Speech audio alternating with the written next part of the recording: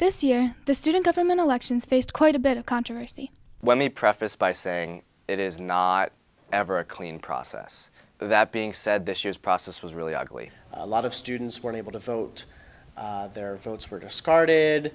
The ballot was put up incorrectly. The 9 to 5 period on day one of voting is most likely the candidates and all the people that really want to vote for them. So for their votes not to count and for those people not to go back and re-vote, that makes a big difference. Within 72 hours after every election, the Senate must vote on whether to certify or decertify the results, based on whether or not they think it was run fairly and properly. The current acting chair, Logan, came up and he gave a presentation and he outlined that there were one of the biggest issues that are outlined in our bylaws for a reason to decertify election is voter disenfranchisement. So he made that claim.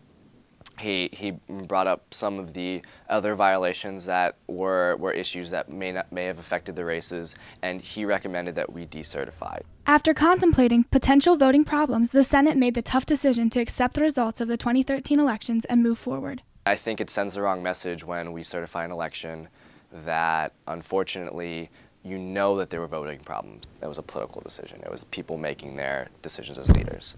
The issue of voter disenfranchisement was further addressed by a petition from one of the affected candidates.